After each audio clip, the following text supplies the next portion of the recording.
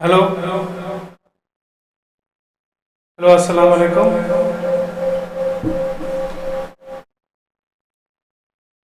अस्सलाम वालेकुम।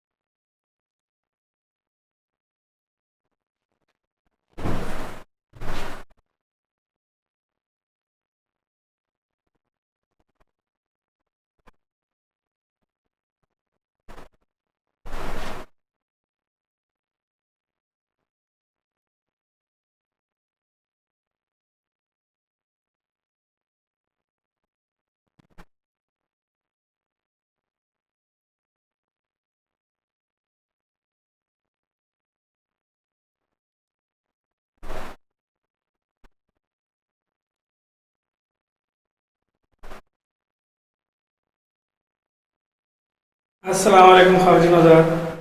मैं काफ़ी दिनों के बाद वापस आया ऑनलाइन। ईद की छुट्टियों की वजह से मैं ज़रा थोड़ा सा मसरूफ़ था, लेकिन वेलकम बैक। आज जैसे कि आपको मालूम है, आज का मौजू है फ़्लाइट 8303, जिसमें मैं अभी आपको साबित करूँगा कि किसकी गलती थी।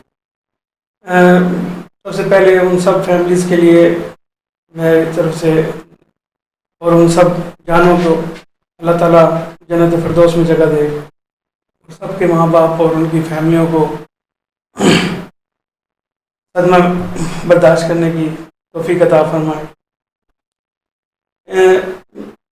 सबसे पहले मैं शुरू करने से पहले कि मैं साबित करूं कि किसी गलती थी, थोड़ा सा मैं आइडिया देना चाहता हूं कि ये सारा जहाज़ का निज़ाम कैसे होता है, किस तरह चलता है, और इसका जो मेन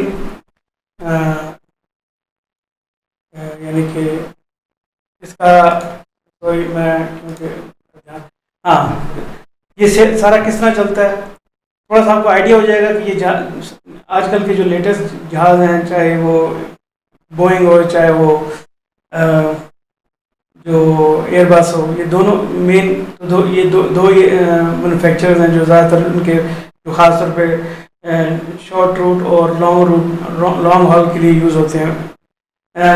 इसके अलावा बहुत सारे और साब और बहुत सारे और कंपनीज हैं जो छोटी रेंज के एरोप्लेन बनाती हैं, लेकिन जितनी भी ये लेटेस्ट है इस वक्त बोइंग और एयरबस हैं, इनके जितने जहाज़ हैं ये बहुत ज़्यादा एडवांस हैं। इनको कहते हैं fly by wire. Fly by wire का मतलब ये है कि ये टोटली कंप्यूटर कंट्रोल होते हैं।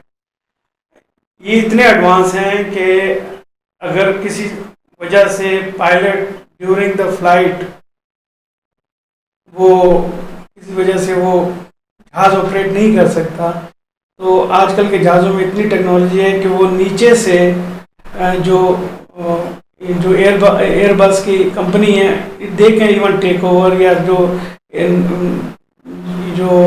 फ्लाइट कंट्रोलर हैं वो भी उसको ऑलमोस्ट ऑटोमेटिकली लैंड कर सकते हैं। वो अलग बात है कि कोई लैंड करता नहीं है। उसकी वजह ये है कि जैसे कि आपको मालूम है, आजकल जितनी गाड़ियाँ ऑटोनोमस हो गई हैं, इवन के जो एरोप्लेन हैं, जितने ये ड्रोन्स वगैरह हैं, ये ऑटोनोमस हैं, ये खुद ही उड़ते हैं और अपना हदफ पूरा करके वापस आ जाते हैं। टेक्नोलॉजी इज़ देयर, और आजकल के जितने नए एयरप्लेन हैं ये ऑलरेडी बहुत ज़्यादा एडवांस हैं। इसलिए इनको, और इनके अंदर बहुत सारे सेफ्टी मेजर इन्वॉल्व हैं। अगर आप पायलट हैं और आप चाहते हैं कि जहाज को सडनली 90 डिग्री जो है लेफ्ट बैंक किया यानी कि लेफ्ट टर्न किया जाए तो जहाज टर्न नहीं होगा, या उसको फुल थ्रॉटल फुल स्पीड से नीचे नोज डाइव की जाए, वो कंप्यूटर आपको करने ही नहीं देगा। इसमें इतने ज़्यादा सेफ्टी चेक्स हैं और इतना ये किस्म का बेसिकली जो नए जहाज हैं टोटल समझ लें कि ऑलमोस्ट ऑटोनोमस ही उड़ते हैं।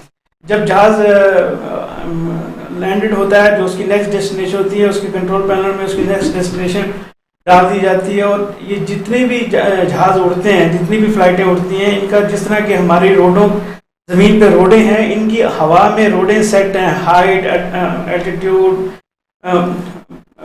वे पॉइंट्स, हर चीज़ ऑलरेडी सेट है हर फ्लाइट की, हर जहाज की। और वो सारी जो है वो उनके कंप्यूटर के अंदर, उनके मेन मैनेजमेंट कंट्रोल पैनल के अंदर ऑलरेडी हर चीज़, वो सारे वे पॉइंट सेट होते हैं। जहाज को खुद पता होता है कि इतनी देर के बाद इतनी हाइट पे उड़ना है, उसके बाद इतना एंगल इस डिग्री पे इतने लेफ्ट टर्न करना है, फिर जो है उसकी हाइट रिड्यूस करनी है, फिर अपनी जगह पे पहुंच जाना। यानी कि फुल्ली जो है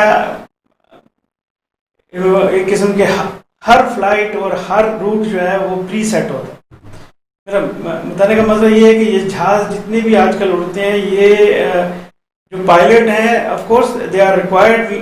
पहले आपने देखा होगा कि पुराने जहाज़ों में 3 पायलट होते थे, एक पायलट, को पायलट और एक फ्लाइट इंजीनियर। अब आप देखेंगे कि फ्लाइट इंजीनियर को की जगह पे कंप्यूटर आ गया, फ्लाइट इंजीनियर की जरूरत नहीं पड़ी। इवन अगर आज के जहाज़ों में दो पायलट जो होते हैं वो सिर्फ एक किस्म की सिक्योरिटी मेजर वगैरह के लिए होते हैं कि अगर एक पायलट को कोई मसला हो जाए तो दूसरा कैन टेक ओवर। और वैसे भी जब जहाज उड़ता और लैंड होता है, सिर्फ उस वक्त जो है पायलटों की मोस्टली रिक्वायरमेंट होती है, क्योंकि उस वक्त बहुत सारी चीज़ें हो रही होती हैं जो अकेले आदमी के लिए थोड़ा सा मुश्किल होता है। हालांकि ये इवन के सब कुछ ऑटोमेटिक होने के बावजूद भी lot of things are going on, कि फ्लैप के क्या डिग्री है, आपका एयरपोर्ट अलाइन हो गया, आईएलएस जो है वो आपने उसके बिल्कुल सीध में है कि नहीं, उन्होंने ऑटोमेटिकली कंप्यूटर ने उसको रिसीव कर लिया है कि नहीं, मतलब बहुत सारे हेडेक्स होते हैं। तो इसलिए 2 पायलट होते हैं। लेकिन अगर चाहें तो ये सारे हेडेक टोटली ऑटोनोमस हो सकते हैं, यानी कि इसमें ऐसा नहीं, ऑलरेडी फ्लाइटें उड़ी हैं। इवन के एयरबस ने भी टेस्ट फ्लाइट के लिए फुल्ली एयरबस को ऑटोनोमसली उड़ा के देखा है, and it perfectly took off and perfectly landed. लेकिन फिलहाल जो जहाज है वो उनको पायलट की जरूरत होती है। अच्छा, पायलट जो है वो, क्योंकि मैंने बताया कि जहाज जो है एक किस्म का फुली जो है वो कंट्रोल्ड बाय कंप्यूटर होता है। लेकिन कंप्यूटर भी तभी ऑपरेट कर सकता है जो जबकि वो कंप्लीटली ऑपरेटिव हो, उसको पावर सप्लाई मिल रही हो, वो चल रहा हो। ये जो फ्लाइट है, मैं आपको बताऊंगा कि इसमें कंप्यूटर को क्या हुआ और आखिर में इसकी गलती किसकी थी। पहले देखते हैं कि जहाज जो है, हमारे जो पायलट्स हैं, ये ऑलमोस्ट सेम जो हमारी बसें चलती हैं रूट पे, उनसे कोई ज़्यादा मुख्तलिफ नहीं है। दुनिया भर के पायलटों के अंदर थोड़ा सा एक किस्म का, जिसे कहते हैं जी, प्राउडनेस तो ज़रूर होती है जी, हम इतनी बड़ी जहाज़ को उड़ाते हैं, वी आर समथिंग स्पेशल।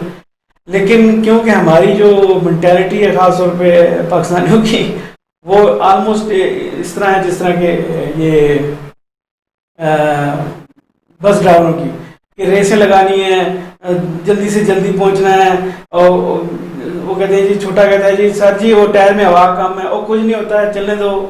तो इस किस्म का एटीट्यूड है हमारा। और ये पूरी ऑलमोस्ट जो हमारी एयरलाइन है इसी तरीके से। आपने पीछे काफ़ी अर्सा पहले, 3-4 साल पहले आपने खबर सुनी होगी जी, जो जहाज़ों के टायर के पंचर हैं वो साइकिलों की दुकान के पंचरों पे लग रहे हैं। यानी कि इवन के मैंने रिपोर्ट पढ़ी थी कि जहाज़ लैंड हुआ है लंदन पे बहुत अर्से पहले, और जब उसका खोल के देखा तो अंदर से जो पाइपिंग वगैरह थे वो कपड़े से और तारों से लपेट के बांधे हुए थे। यानी कि टोटली जुगाड़ वाला काम हमारा चलता है। उसके बावजूद ये जितने नए जहाज़ हैं इनमें क्या होता है कि ऑटोमेटिकली एक सिस्टम होता है जो कंटिन्यूसली हर किस्म की इंफॉर्मेशन जो है वो जो हेड ऑफिस है जहाँ जहाँ का मैन्युफैक्चर है, अगर वो बोइंग का है तो बोइंग के हेड ऑफिस में, और अगर वो एयरबस का है तो वो एयरबस के ऑफिस में कंटिन्यूसली एयरक्राफ्ट जो है वो उसमें एक सिस्टम होता है, जैसे कहते हैं aircraft conditioning monitoring system ACMS। वो क्या करता है कि वो कंटिन्यूसली डेटा ट्रांसमिट करता रहता है जो हेड ऑफिस है कि इस वक्त जहाज की क्या सिचुएशन है। जब भी जहाज उड़ता है उसके अंदर उसमें सिस्टम लगा होता है, जैसे कहते हैं SDU सैटेलाइट डाटा यूनिट। वो कंटिन्यूसली जो टोटल डेटा है वो थ्रू सैटेलाइट इमरसाट जो सैटेलाइट है जो ऑल ओवर द वर्ल्ड है, क्योंकि हर जगह तो मोबाइल का जो टावर अवेलेबल नहीं है खास तौर पर इतनी हाइट पे, लेकिन आप देखेंगे कि आप किसी भी फ्लाइट में जाएं तो आप इंटरनेट अवेलेबल है, टेलीफोन कर सकते हैं। उसकी वजह ये है कि they are all connected through satellite data network. तो वो कंटिन्यूसली अपनी इंफॉर्मेशन सारी टेलीमेट्री रिपोर्ट जो है, टेलीमेट्री मतलब है वो सारा डेटा जो है इस वक्त फ्लैप की पोजीशन क्या है, इंजन की स्पीड क्या है, फ्यूल प्रेशर क्या है, वो कंटिन्यूसली वो हेड ऑफिस में भेजता रहता है। अगर इन फ्लाइट अगर कोई ना कोई मसला हो जाए या उसमें किसी किस्म की इंफॉर्मेशन मतलब कोई चीज़ सही ना चल रही हो, तो वो उनकी जो हेड ऑफिस है वो हर एक जहाज का उनको इंफॉर्मेशन स्क्रीन पे अगर आप देखेंगे उनके पास उनके हब में जाएंगे तो बहुत सारे मॉनिटर लगे हैं। जितने भी जहाज टेक ओवर होते हैं वो स्क्रीन पे डिस्प्ले आ जाता है कि ये इस वक्त जहाज स्टार्ट हुआ है and it is taking of, और ये इसकी जो फ्लाइट है फ्रॉम हेयर टू हेयर है। तो वो मॉनिटर होते रहते हैं हर वक्त।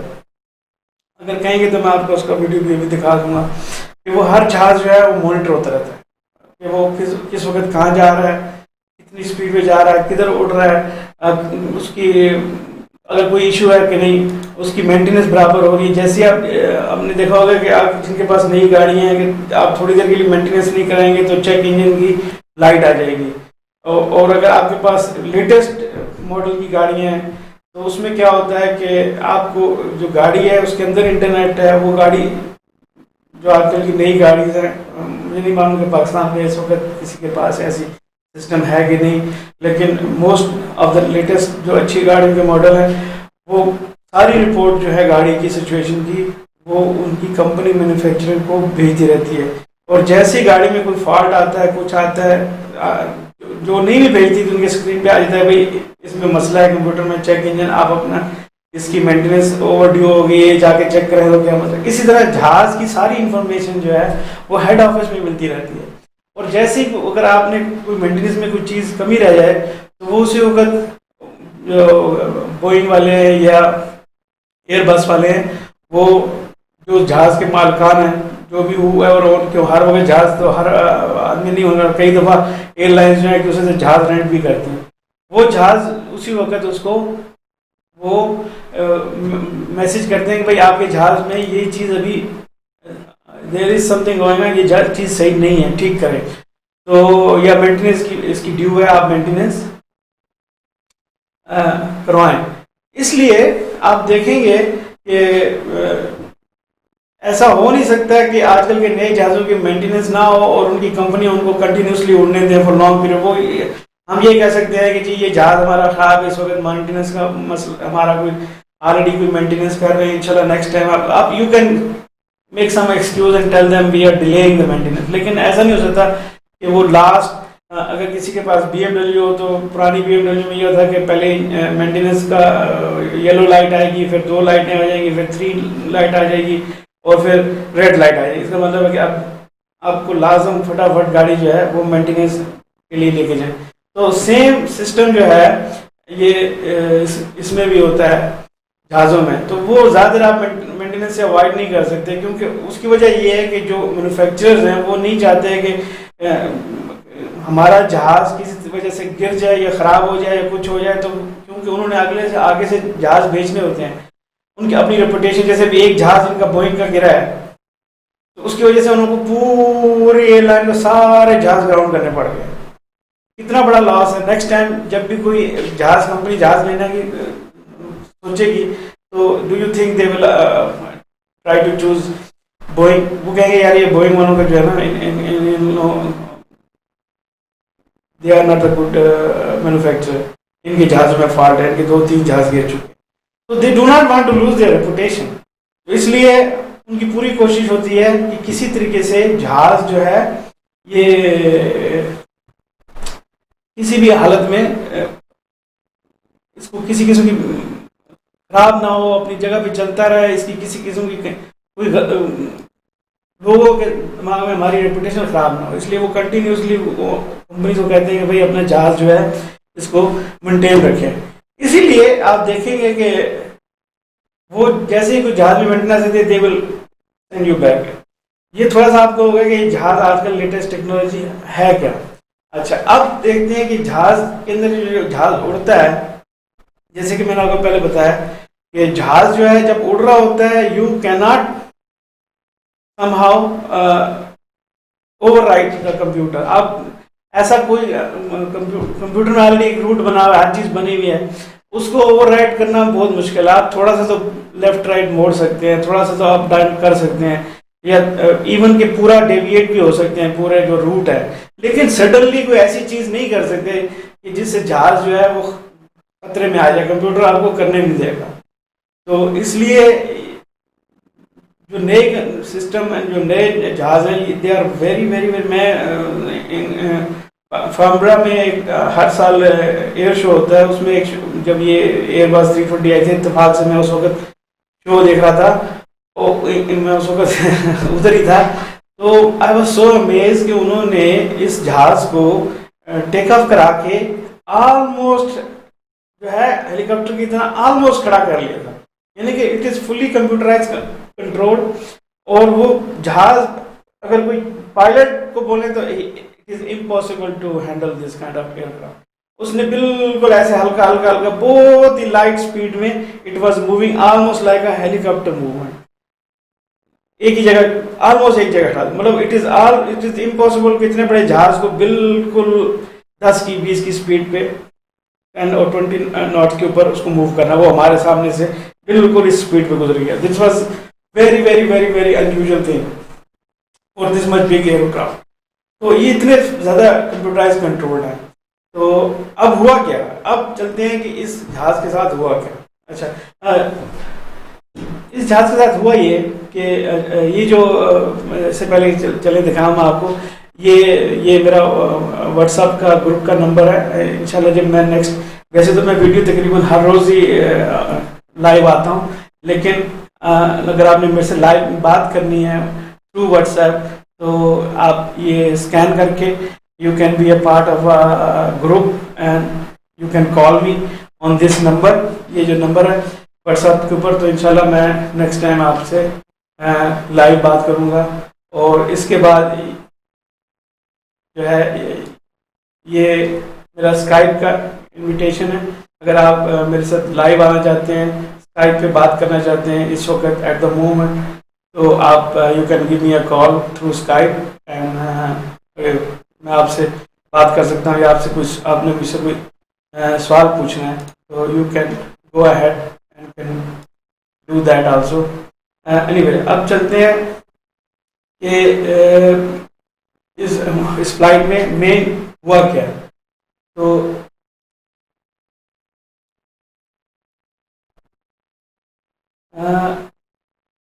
अब थोड़ा सा मैं आपको फ्लाइट का एयरपोर्ट के बारे में बताना चाहूँ कि ये एयरपोर्ट, जैसे कि मैंने बताया कि ये सारे हर चीज़ जो है ऑलरेडी, जिस तरह हमारी रोड पे रोडें होती है, इस तरह हवा में पूरा एक रोड का नेटवर्क बिछा हुआ है, जो ऑलरेडी सब तो करके ये जो फ्लाइट है इस रूट पे चलेगी, रूट सेट हुए हुए हैं। तो सबसे पहले ये कराची का देखते हैं। कराची का जो एयरपोर्ट है ये फिक्स रूट है, इसी तरीके से हर जहाज को इसी स्पीड से, इसी एंगल पे, इसी तरीके से लैंड करना पड़ता है। और इन केस अगर लैंड ना हो, ये देख लें, मैं स्काइप निकाल दूँ, ये आप देख रहे हैं कि ये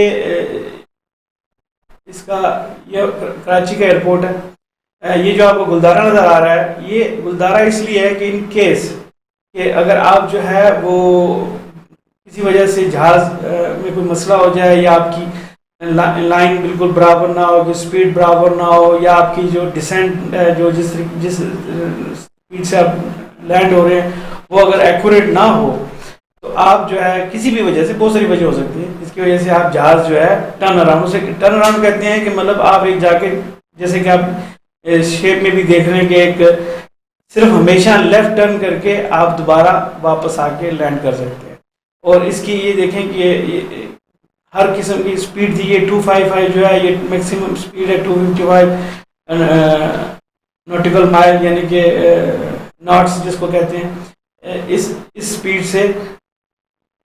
और जब इस पॉइंट पे पहुंच जाए, जैसे कि नया 230 जो है ये मैक्सिमम स्पीड होनी चाहिए, इससे ज़्यादा स्पीड होगी तो आप अवॉइड कर दें दोबारा, you can go for turn around और वट, अगर कोई और मसला हो, what ever reason is this.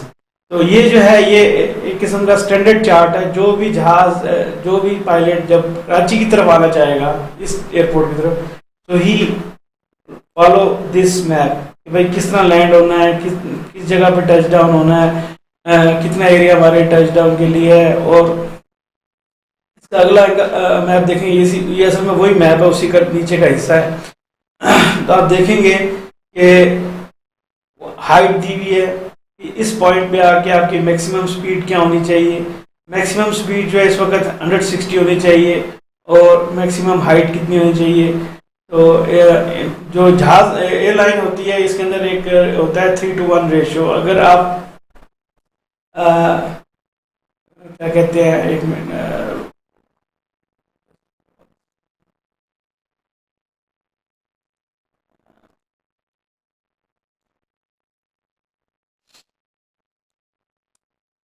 हाँ, 3:1 की रेशियो ये होती है कि इफ़ यू आर कमिंग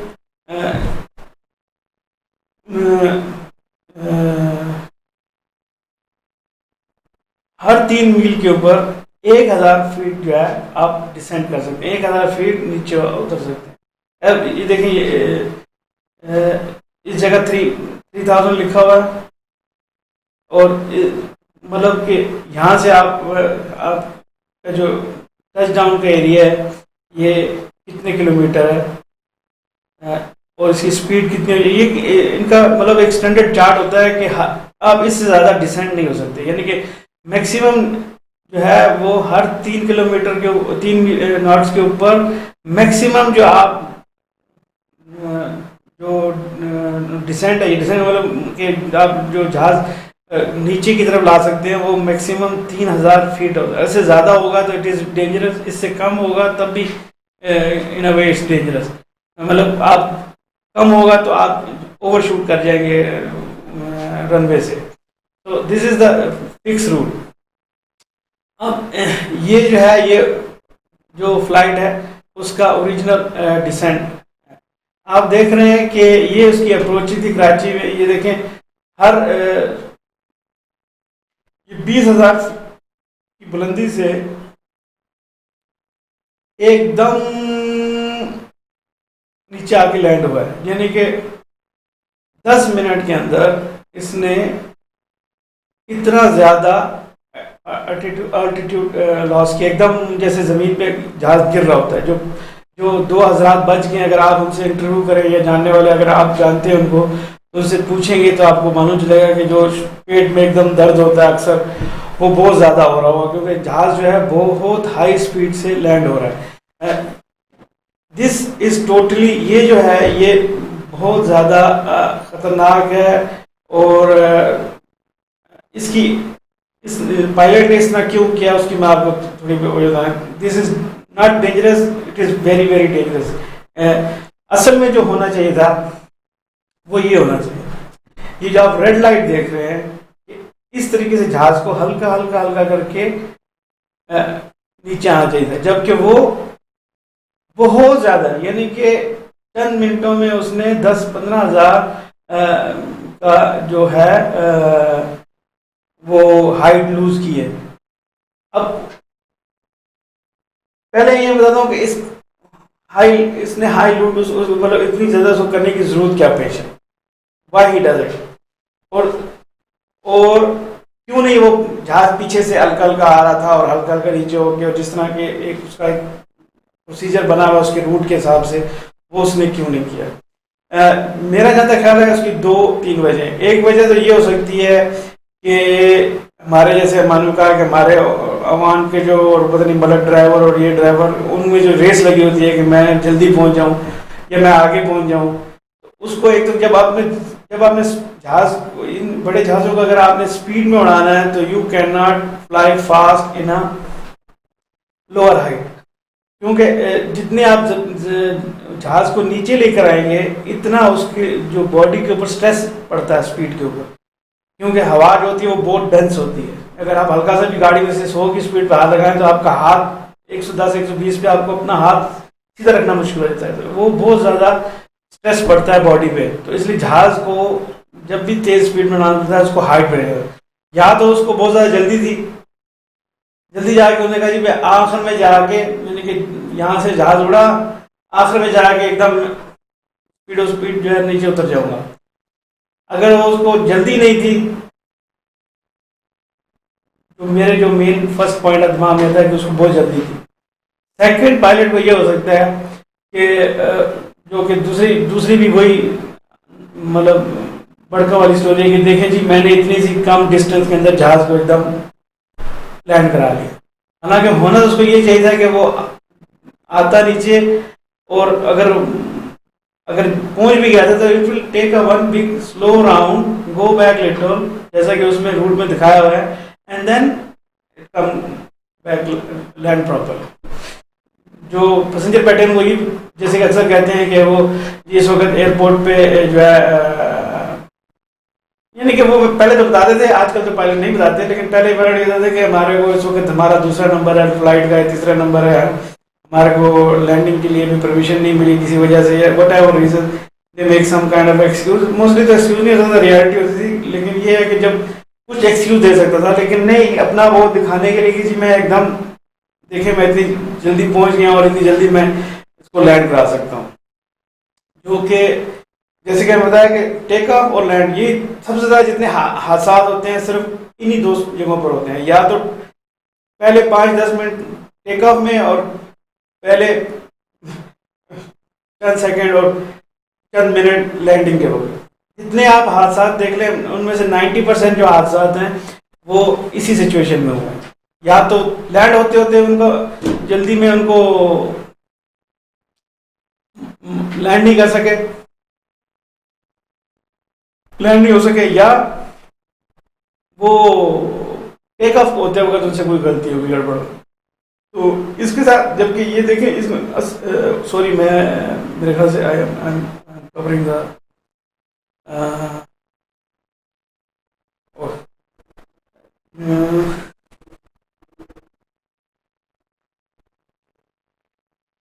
मैं आपको एनीवे ये जो रेड लाइट है, ये रेड लाइन है, इस लाइन से इस तरह इसको नीचे आना चाहिए। Sorry I will put it on another screen तो आप देख सकेंगे। तो एक तो ये वजह है, या तो उसने जल्दी पहुंचना था जो मेन वजह है, या बड़क मारनी थी कि जी मैं कर सकता हूँ, जो कि वेरी रॉन्ग अप्रोच है टू लैंडिंग। अब हुआ क्या है, जब वो इतनी जल्दी स्पीड में नीचे लैंड होने के लिए आया है, तो अब उसके साथ मसला ये हुआ है कि जब इतनी स्पीड से लैंड कर रहा था तो उसका अपना एक इनर्शिया होता है, इतने जब कोई चीज़ नीचे गिर रही होती है उसको रोकने के लिए भी बहुत ज़्यादा पावर चाहिए। तो अब उसने मोस्ट लाइकली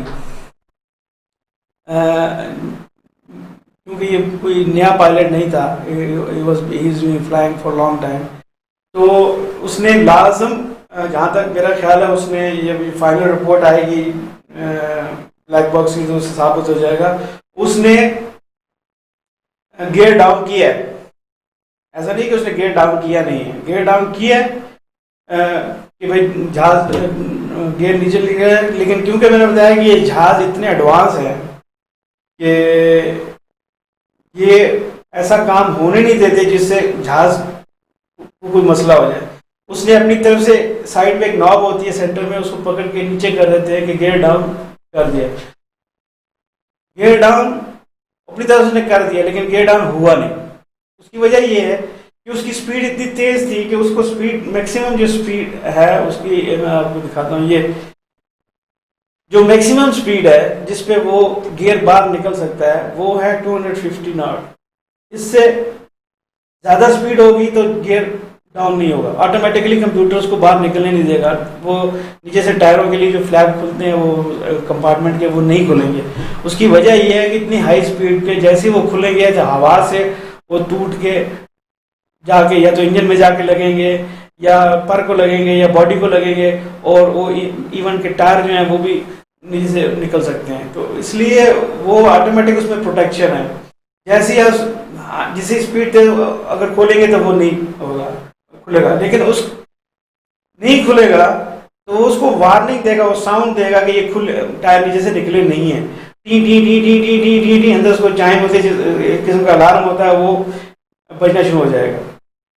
अब हुआ ये है कि वो इतनी स्पीड से नीचे आ रहा था और उसका ध्यान फ्लैप्स के ऊपर और बाकी सामान बाकी चीज़ों पे था कि ये जहाज अलाइनमेंट करने के लिए वे अलाइन सही है, फ्लैप जगह पर है कि नहीं, स्पीड को कंट्रोल करने के चक्कर में वो ये जो अलार्म है उसने इसको इग्नोर कर दिया।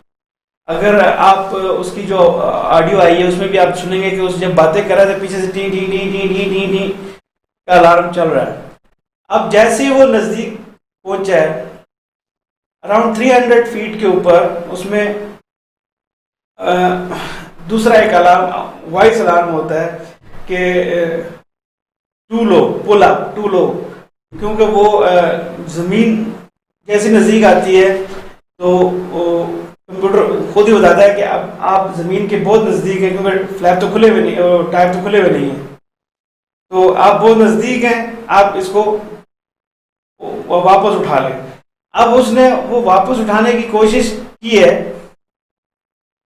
और वापस उठाते वक्त कोशिश करने के वक्त वो आप देखेंगे कि वो, मैं भी अब दिखाऊंगा आपको एयरपोर्ट पे, वो बहुत आगे निकल गया जब उसने ये कोशिश की है। उस वक्त तक बहुत देर हो चुकी थी। वो दोनों इंजन जो हैं वो ज़मीन पे रगड़ खाई है। ये आप देख सकते हैं, ये आप देखें कि ये इसने ये अगर आप की नज़र पड़ रही है लेफ्ट साइड पर, ये सर्विस सेंटर है लेफ्ट साइड पे, अगर आप देख रहे हैं तो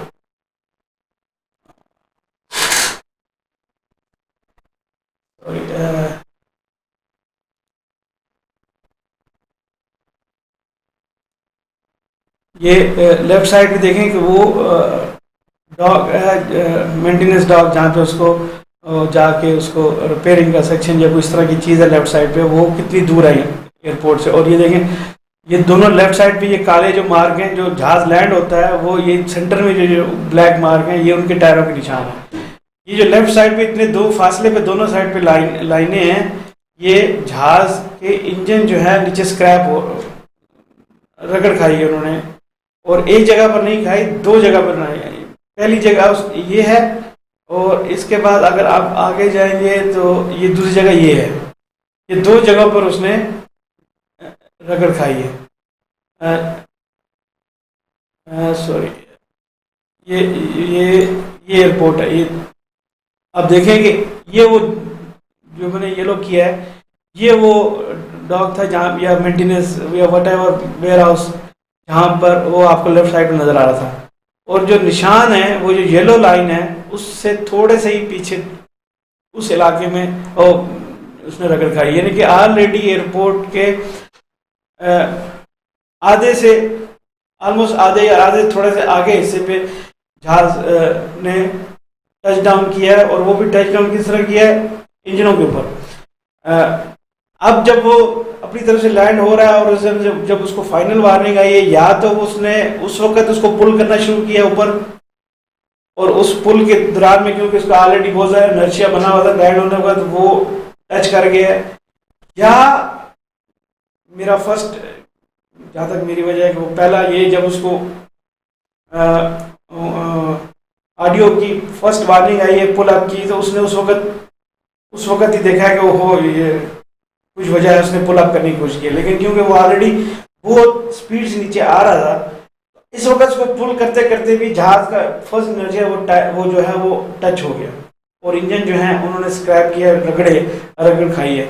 अगर आप जो आदमी वहां से बचा है उसकी अगर आप गौर से सुने तो वो आपको ये बात भी बताता है। तो अगर इसकी बात अगर आप गौर से सुने,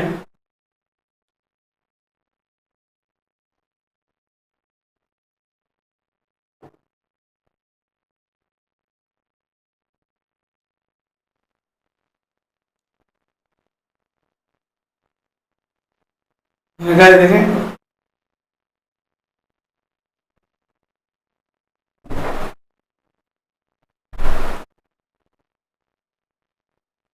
उसने रगड़ खाने के बाद उसने वो कह रहा है कि बड़े आराम से जहाज आया है, बड़ी महारत से फिर उसने ऊपर उठा लिया। वो जो महारत उसने ऊपर उठाया है, वो जब उसको ऑलरेडी वो आ गया मैसेज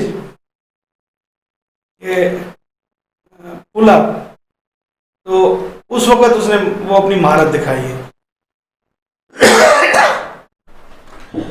ये जो निशान है उसके उस वक्त जाके पड़े और उसकी वजह से क्या हुआ है कि इंजन जो है रगड़ खाने से इंजन में कोई गड़बड़ हो गई। 5-10 मिनट तक जहाज उड़ता रहा, ऐसी बात नहीं कि जहाज बिल्कुल उड़ा नहीं है, लेकिन 5-10 मिनट जब वो जहाज वो 5-10 मिनट मतलब ये टोटल टाइम है टेक ऑफ होने के बाद, लेकिन वो जैसे ही जहाज थोड़ा उड़ा है थोड़ी सी देर में 3-4 मिनट के अंदर अंदर जहाज के दोनों इंजन जो हैं वो लॉस हो गए, चलने बंद हो गए। और जैसे ही वो चलने बंद हुए, इसमें जहाज के अंदर 3 तरह की पावर्स होती हैं। एक होती है ग्रीन, एक होती है येलो और एक होती है ब्लू। ये 3 पावर लाइन होती हैं। जो ग्रीन और येलो हैं ये दोनों जो हैं ये हाइड्रोलिक लाइनें होती हैं, जो पूरे फ्लैप्स और इलेक्ट्रिसिटी जनरेट करने के लिए और हर किस्म के अंदर जो पावर यूज होती है उसके लिए यूज होती है। लेकिन जो ब्लू है it is running on electricity और वो सिर्फ लिमिटेड होती है चंद चीज़ों को उड़ाने के लिए। जब आपकी पावर और जो येलो एंड ग्रीन है उसकी जो पावर आ रही होती है वो इंजन से आ रही होती है। सॉरी, येलो और ग्रीन की जो पावर सप्लाई है, जो हाइड्रोलिक की जो पावर है जिससे हर चीज चल रही होती है, वो इंजन प्रोड्यूस करते हैं। लेकिन जब इंजन बंद हो जाएंगे तो now there is no power. अब हर चीज जो वो मैंने बताया कि अब कंप्यूटर ने उसको ओवरटेक क्यों नहीं किया, क्योंकि जब उसको पावर ही नहीं मिल रही, कंप्यूटर चलने बंद हो गए, तो once you lose the power तो एवरीथिंग इज शट डाउन। इस सूरत में क्या होता है कि ऑटोमेटिकली रैम डिप्लॉय हो जाता है। जो रैम है वो क्या है वो मैं आपको दिखाता हूँ। रैम एक किस्म का, जैसे आपने साइकिलों में वो डायनमो नहीं होता जब वो लगाते हैं तो उससे वो गाड़ी की साइकिल की लाइटें जलनी शुरू होती हैं, और जो गाड़ी में भी होता है जिससे सारी लाइटें और चालू होती हैं। इस तरह का एक छोटा सा यही समझ लें कि डायनमो होता है। आपको मैं दिखाता हूँ। जब जैसे ही इंजन जो है जब पावर सप्लाई बंद हो जाती है तो ऑटोमेटिकली ये डिप्लॉय हो जाता है। ये मैं आपको ये छोटा सा इसे कहते हैं रैम, ये जो है ये डिप्लॉय हो जाता है। ये हवा के चलने से बिजली नहीं बनाता। जब ये हाइड्रोलिक पंप है, इसके पीछे जो हाइड्रोलिक जो है वो ब्लू लाइन को हाइड्रोलिक पंप सप्लाई करना शुरू करता है। इसकी सप्लाई करने से आपने देखा कि जो ग्रीन और येलो पावर सप्लाई है वो तो खत्म हो जाती है, जिसमें सब चीजें चलानी होती हैं, पूरा कैबिन के अंदर lightning, all the instruments, all the computer जो हैं वो इन 2 पावर सप्लाई से चल रहे होते हैं। लेकिन अगर जब इंजन चलने बंद हो गया और ये पावर सप्लाई खत्म हो गई तो जो ब्लू लाइन है उससे सिर्फ अब देखें सिर्फ कुछ नहीं रहता है। जो मिनिमम रिक्वायरमेंट की चीज़ें हैं वो रह जाती हैं। It only produce 1/18 of the original power, क्योंकि ये छोटा सा हाइड्रोलिक पंप होता है और ये भी तभी काम करता रहता है, ये चलता रहता है जब तक कि इसकी स्पीड अराउंड 140 से अबव हो। जैसे ही आपकी स्पीड 140 से नीचे होगी, इट विल स्टॉप वर्किंग, और फिर ये जो थोड़ी सी पावर रह गई है, you will lose even that power. तो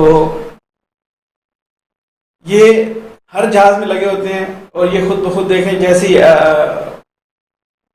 और ये जो है निकल के चले छोड़ देते हैं, और ऑटोमेटिकली जो है वो मैक्सिमम उसका पर और हो जाता है सेटिंग पे कि जितनी उसकी मैक्सिमम प्रेशर प्रोड्यूस कर सके। इसके बाद ये आप देखें कि ये प्रेशर प्रोड्यूस होना शुरू हो गया, और ये आपको इंडिकेटर आना शुरू हो जाएगा कि ये स्टार्ट वर्किंग।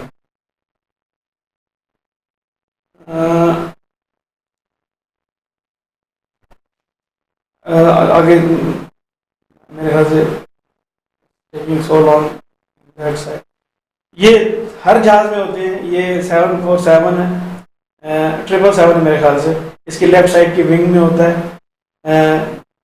ये देखिए, ये बोइंग है, इसके सामने राइट साइड पे बैक साइड पे है। तो ये हर जहाज के अंदर रैम होते हैं, और जिससे ये किस्म का स्मॉल पंप होता है जो जिससे हाइड्रोलिक प्रोड्यूस होती है। आप इस वीडियो में देख रहे सकते हैं कि ये जहाज का, ये जहाँ पे गुलदारा आप देखेंगे, ये इट इज रनिंग देयर। ये सिर्फ टेस्ट करने के लिए, क्योंकि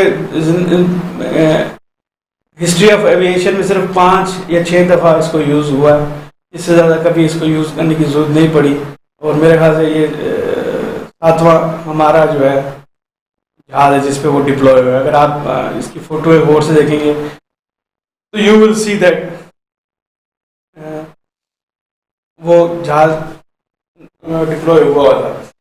तो जब सेकेंड टाइम डिप्लॉय हुआ, अब जब पायलट को पता चल गया कि मैं तो बगैर इसके लैंड हो रहा था, what you call this,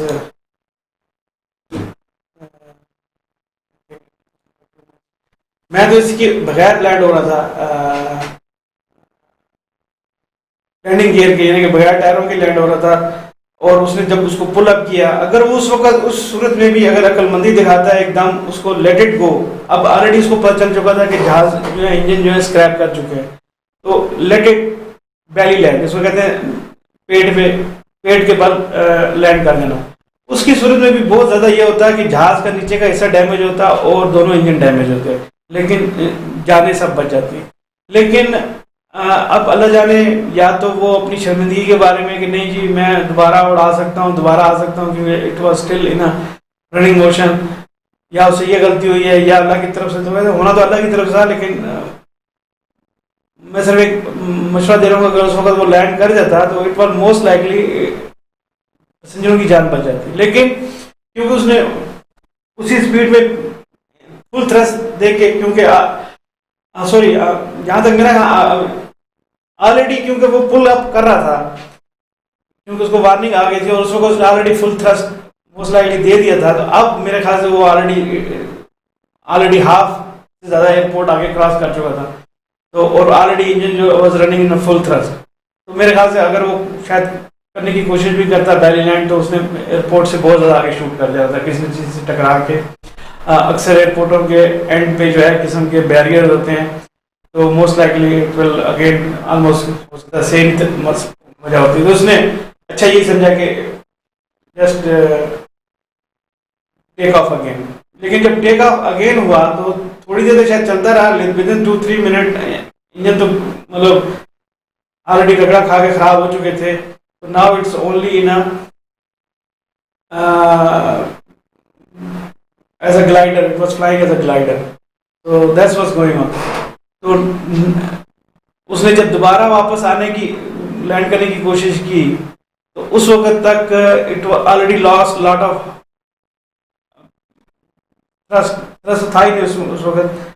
it lost all it's most power, तो वो मोस्ट हाई स्पीड पे, और उसने उस वक्त टायर भी उसने डिप्लॉय कर लिए जो कि खुद मैंने कहा स्पीड पे वो ड्रैग करते हैं, बहुत ज़्यादा ड्रैग प्रोड्यूस करते हैं, बहुत ज़्यादा मुताफिक प्रोड्यूस करते हैं, जैसे जहाज़ जो है वो स्लो हो जाता है। मोस्ट लाइकली इस वजह से जहाज़ जो है हल्का हल्का वो, अगर शायद टायर ना खोलता तो शायद 1-2 किलोमीटर और आगे चला जाता, लेकिन बट उसका एंडिंग वही होनी थी जो उसकी हुई। अल्लाह की तरफ से जो मंजूर था होना तो वही था, तो it doesn't able to land the way suppose to land. तो आई होप कि थोड़ा सा आपको आइडिया हो गया होगा कि हुआ क्या है इसमें। जो 99% मिस्टेक है वो पायलट की है, और 99% मिस्टेक में पायलट की मिस्टेक क्या है, ये जो हमारे SOP फॉलो ना करना, अपने आप को बड़ा उस्ताद समझना, ये जो कि हमारे पाकिस्तानियों के अंदर एक नॉर्मल सी है, वी आर समथिंग स्पेशल। मैं भी बहुत बड़ा फन्ने खान हूँ, उस फन्ने खान के अंदर उसने बहुत सारे आदमी की जान ले ली। That's what I think what happen. Final जो रिपोर्ट आएगी, और जहाँ तक सब कह रहे हैं कि जी ये रिपोर्ट नहीं आएगी, ये शायद नहीं होगी, मैं आपको गारंटी देता हूँ कि पाकिस्तानी शायद करे ना करे, बोइंग वाले ज़रूर शायद करें, क्योंकि they always learn from their mistake. हमारे यहाँ हमारा कल्चर ये है कि हर चीज़ छुपा दो, किसी के बारे में कुछ बताना हो तो बढ़ा चढ़ा के बोलते हैं, और जी ये बहुत बड़े मौलवी साहब है, ये बड़े साइंटिस्ट हैं, ये बहुत बड़े उस्ताद हैं, ये बड़े स्पेशलिस्ट हैं। यानी कि वो खुद तो मुंह से फन्ने खान बनते ही हैं हर आदमी, लेकिन दूसरे जो उसको बना देते हैं वो उस चक्कर में भी इंसान जो है ना वो भूल जाता है, ओ मैं तो वाकई भी स्पेशल हूँ, हर आदमी मेरे को वो ये कह रहा है, मौलवी साहब, साइंटिस्ट साहब, प्रोफेसर साहब, ये मतलब ये जो मेंटालिटी है ना हमारी, इसमें भी बहुत सारा ऑल ओवर हर शोबे में नुकसान पहुंचाया। और ऊपर से जब कोई बात बतानी हो, हमारा कोई ऐसा कल्चर बन गया है कि हर चीज़ में झूठ बोलना, हर चीज़ को छुपाना, अपनी गलती बिल्कुल तस्लीम ना करना। ये हमारे अंदर सबने कैमरे में भी लगा होगा, सबने देखा होगा, चोरी उसने की है या जो भी फॉल्ट है उसने किया है, वट एवर रीजन, कुछ भी, चोरी तो खैर बड़ी चीज़ होगी, वो तो खैर चोर तो नहीं कहेगा मैं चोर हूँ, लेकिन कोई छोटी सी भी चीज़ होगी, नहीं मैंने नहीं यार उसने की होगी, उसका कसूर है, ये उसकी वजह से हुआ है, ये अगर ऐसा ना होता तो ऐसा होता। ये इस चीज़ ने हम लोगों को तबाह कर दिया है। अगर आप जो कल्चर है यूरोपियंस का, अमेरिकन का, दूसरे ममालिक का, वो मुसलमान नहीं है लेकिन उनके अंदर कम से कम ये झूठ बोलने वाली और इस तरह की आदत नहीं है। वो अगर कोई गलती होगी तो वो फटाफट सॉरी कर लेंगे। अब हम लोग कहते हैं जी सॉरी क्या बना दिया, अब सॉरी चाहे उस कुछ भी उसका लोगों का फाका ना होता हो, चीज तोड़ के सॉरी कर देना, लेकिन कम से कम जो हमारे कहते हैं कि सबसे बड़ी बहादुरी तो वो है कि अपनी गलती करके मान। सॉरी करने का मतलब ये है कि उसने अपनी गलती मान ली। उनके अंदर गलती मानने का कल्चर है, वो उसको यूज करते हैं और वो उस पर शर्मिंदा होते हैं। हमारे यहाँ तो कहते हैं नहीं मैं तो किए नहीं, मैंने तो किए ही नहीं, मैं कैसे कर सकता हूँ, मैं तो बहुत ही बादशाह आदमी हूँ। तो हम और हर एक की बातें छुपाना, अपनी गलतियाँ छुपाना। अब 100% मुझे यकीन है जब ये बोइंग वालों के लोग आए होंगे और लोगों से सवाल पूछा होगा, और नहीं हमारे से तो कोई गलती नहीं है, हम तो बहुत अच्छे हैं, हमारी तो मेंटेनेंस बड़ी सुपर स्टैंडर्ड की थी, हमने तो कभी गलती नहीं। पायलट तो ऐसा सब जबरदस्त पायलट था कि उससे अच्छा पायलट था ही कोई नहीं। जबकि आप देखें कि इससे पहले मैं आप लोगों को नाराज नहीं करना चाहता, लेकिन अगर थोड़ा सा हम अपना दिल बड़ा करें और दिमाग खोले तो ये पिछले सालों में जितने हमारे F-16 गिरे हैं, अगर आप गौर से उनको देखें कि उन क्या वजह था, आपको पता चलेगा उनकी गलतियाँ किन की हैं। आप जो हमारे जो जहाज़ गिरे हैं उनको और से देखें तो आपको पता चलेगा गलतियाँ कितनी किसकी है। लेकिन हम हर गलती पे पर्दा डाल देते हैं, हर गलती को छुपा जाते हैं, हम तो बहुत अच्छे हैं, जो कि रियलिटी नहीं। जब आप अपने बताएंगे कि हमारी ये गलती है और उस पर सॉरी करेंगे तो उससे क्या होता है कि नेक्स्ट टाइम खुद भी कोशिश करेंगे कि यार मुझसे ये गलती दोबारा ना हो। तो ये कल्चर को हमारा दुरुस्त करना चाहिए। मेरा मकसद सिर्फ ये था कि थोड़ा सा डिटेल में बताना। बहुत सारे लोगों ने ऑलरेडी 1000 वीडियो बनाए हुए हैं, आपको बहुत सारी इन्फॉर्मेशन मिल जाएंगी। मेरा मकसद उन्हीं इन्फॉर्मेशनों को रिपीट करना या कोई बिल्कुल सुपर न्यू बात बताना नहीं था। मेरा मकसद ये था कि थोड़ा सा आइडिया हो जाए कि जहाज़ चलते किस तरह है।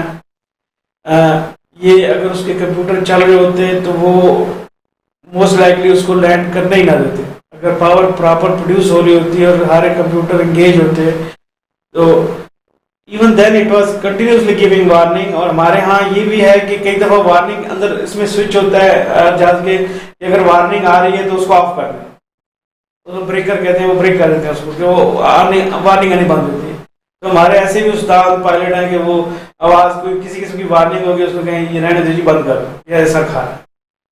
मैं बहुत बड़ा उस्ताद हूँ। तो इसलिए ये जो मेंटेलिटी है जिसकी वजह से इतने सारे लोगों की जान हथेली में रख के उड़ना, और हमारे खास तौर पे PIA में तो ये पीपल पार्टी की दौर में इतनी भर्तियां हुई हैं कि आप पूछे नहीं। ये तो हमारे यहाँ ये जो कल्चर है कि जी सब लोग कह रहे हैं जी इमरान खान ने इतनी नौकरियों का वादा किया, नौकरियां किधर है भाई? वो क्या करे? जैसे पीपल पार्टी ने 3500 लाखों के हिसाब से उस्ताद रख लिए, घोस्ट टीचर, घोस्ट PIA के सर्वेंट, घोस्ट वो आयरन, वो जो क्या कहते हैं स्टील मिल के वर्कर। यार ऐसी नौकरियां चाहिए आप लोगों को? बस यहाँ ये इसको वोट दो फिर घर बैठे खाना मिलेगा। तो अपने मुल्क का ख्याल करो, कोई सोचो, कोई ऐसा काम करो कि जिससे आप नौकरी खुद प्रोड्यूस करो, लोगों को नौकरी दो। उसका कहने का मतलब यह है कि आप इकोनॉमी में ऐसी चीजें लाएंगे, दोबारा से बिजनेस रिवाइव करेंगे कि लोगों को इतनी 1000 नौकरियां मिलेंगी। और वो नौकरियां मिलने रिवाइव करने में टाइम लगता है। कि हमारे जो बंदे हैं वो तो बस चाहते हैं कि ये फटाफट जो है वो आते सारी लोगों को भर्ती कर ले। भाई जितनी ये भर्तियां सबको निकालो। जब तक ये PIA के अंदर ये फजूल लोग रहेंगे और खाएंगे पैसे और काम नहीं करेंगे तो यही हाल होगा, और लोगों की जाने जाएंगी। अभी हम सबको अभी आंखें खोलनी चाहिए और अपने गिरबान में जागना चाहिए। अगर आप PIA के अंदर नौकरी इस तरह की कर रहे हैं तो आप खुद जाके कहें जी मैं इस्तीफा देता हूँ, मैं रिटायरमेंट लेता हूँ, I don't want to work. बल्कि ये होना चाहिए कि जो पैसे लिए हैं वो अच्छा तो ये है कि वो वापस करें, जो काम किए बगैर लिए। ये दूसरे गरीबों का हक है जो आप लेके खुश होते हैं। तो हमारे मुल्क में ये भी बहुत ज़्यादा है कि लोगों का हक मार के खुश होते हैं। देखो जी मैंने उससे आगे सिग्नल से आगे निकल के गाड़ी आगे से कट मार ली, इतने सारे आदमियों का हक मारा और उससे आगे निकल गए। ये एक खुशी की बात है। अल्लाह ताला आपको जो है ना उसका अजर देगा आखिरत में कि बेटा तुमने उतने सारे बुजुर्ग और कितने बीच में से इमरजेंसी में जाने वाले थे वो आपने उन सबका हक मारा और आप आगे निकल गए, जो आपको कोई ना जल्दी थी ना कोई चीज़ शो मारने के लिए। इसलिए आप अभी मेरे साथ चले सीधा वो जो जहन्नम का एक खास हिस्सा आप लोगों के लिए बनाया गया। ये तो किसी का ख्याल आता नहीं, हो सकता है कि मैंने बड़ा कमाल कर दिया। एनीवे मैं किसी और तरफ निकल गया। मुझे दुख होता है हमारे इन तरह के लोगों से और इन तरह के कामों से। तो आई होप कि इस हादसे के बाद कम से कम लोगों को अक्ल आई होगी, लोग किसी तरफ चले होंगे और कुछ सीधे रास्ते पे चले होंगे। I hope so. तो इंशाल्लाह फिर कल तक के लिए मुझे इजाज़त दें। अल्लाह हाफिज़। और पाइंदाबाद मैंने आपको जाने से पहले ये एक दफ़ा फिर जो है ये मैं आपको ये स्काइप का जो है ये इनविटेशन है। अगर आप मुझसे डायरेक्ट ड्यूरिंग द शो मुझसे बात करना चाहते हैं, आप स्काइप इसको स्कैन करके स्काइप कॉल मिलाएं। I will pick it up and I will talk to you. अगर किसी किस्म की बात है, मुझसे कोई गलती हो गई है, मैंने कोई गलत बयानी कर दिया है, मैंने कोई बात सही नहीं की, तो यू कैन टेल मी इस तरह की नहीं, इस तरह की है। या वैसे कोई तरह से कोई हमारे इस सिचुएशन के ऊपर, इस मुल्क के हालात के ऊपर कोई बात करना चाहते हैं तो आप most welcome to join me, give your view during the show. बाद में तो नहीं, ये this is to call me directly. और इसके बाद जो है वो ये व्हाट्सएप का ग्रुप है, ये इसका ग्रुप का नाम भी जस्ट टॉकिंग है। इसमें ये है कि अगर हम चीज़ें शेयर कर सकते हैं, कोई आपके पास इंफॉर्मेशन मुझे गलती है, मुझे आप ठीक कर सकते हैं। और इंशाल्लाह इन फ्यूचर इस पे भी अगर आप बात करना चाहें, you can even now you can call on this number and I will respond to it during the live show. तो इंशाल्लाह फिर आप मिलते हैं, तब तक के लिए इजाज़त दें।